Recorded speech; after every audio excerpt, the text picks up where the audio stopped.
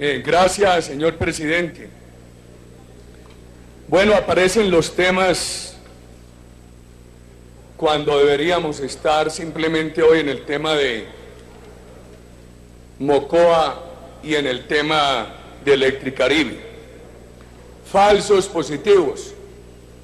En múltiples ocasiones se han asumido responsabilidades aquí y ante la opinión pública. Por supuesto, si hay alguna prueba que comprometa al presidente de entonces, por omisión o por acción, están obligados a presentar esa prueba ante las autoridades competentes. Que no se disminuyó la FARC, que los que matamos éramos unos matones que asesinábamos campesinos, eso lo mide muy fácilmente lo que pasó en reducción de violencia y de narcotráfico entre 2002 y 2010. Pero además, el 70% de los terroristas neutralizados fueron desmovilizados. Un alto porcentaje de ellos, un porcentaje importante llevado a la cárcel y otros dados de baja. Los falsos positivos también se han utilizado para tapar falsas denuncias de sectores interesados de la política, afectos al terrorismo, para afectar a las Fuerzas Armadas. El ministro Diego Palacio, ¿qué hacemos, señor presidente, si esta mañana el secretario de la Justicia de la FARC, en un discurso público, dijo que el ministro Diego Palacio había reconocido un crimen de cohecho para someterse a la justicia especial y que entonces eso acreditaba que Álvaro Uribe compró la reelección de 2006. Después apareció la carta de Diego Palacio, donde en uno de sus párrafos él dice claramente que siempre actuó de conformidad con la ley. Como traen el tema y no se puede despachar a la ligera, debo repetir lo siguiente. Muchos de mis compañeros Diego Palacio I fueron condenados por la Corte Suprema por un proceso de autoincriminación de la señora Yidis Medina, y a ellos no se les permitió controvertir esa autoincriminación. La prueba que tuvieron para condenarlos fue una autoincriminación no controvertida. Eso viola los principios universales del derecho. Además, Diego Palacio presentó una tutela, se la negaron. La misma Corte tuvo que publicar grabaciones que muestran que anteriores magistrados de la Corte expresaron que debían condenar a estos ministros porque el asunto con el gobierno Uribe no era jurídico sino político, y adicionalmente les negaron la segunda instancia.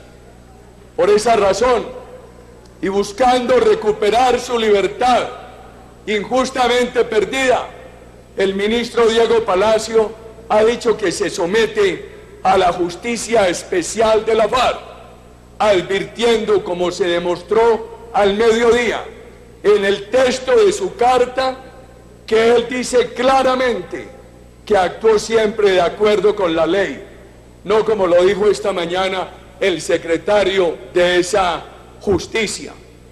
Afirmación de ese secretario que lo presenta a él como una persona parcializada, que debería estar por fuera, que deslegitima más esa justicia y que nos da razones para recorrer las calles de Colombia pidiéndole a los colombianos que firmen la revocatoria de esa justicia, señor presidente. Que el aborto, ¿cuál es el problema con nosotros y el aborto? Si nosotros lo que hemos dicho es que independientemente de lo que cada ser humano piense sobre el tema, nosotros respetamos las angustias de la mujer y de la sociedad, lo que ha dicho la Corte Constitucional de Colombia, esos 3 casos. El tema de los paramilitares. Hoy es muy fácil hablar contra los paramilitares.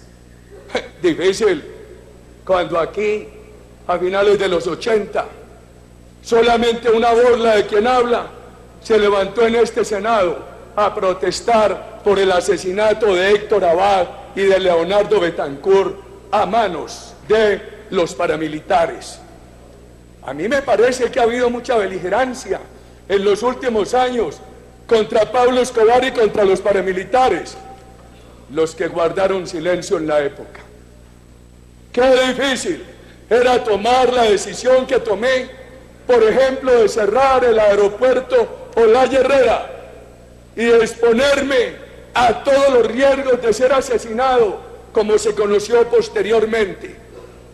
Pero qué fácil es hoy hacer imputaciones, hablar mal de los muertos a quienes no se enfrentó en vida y hacer imputaciones simplemente por sesgos políticos sin saber cómo se actuó.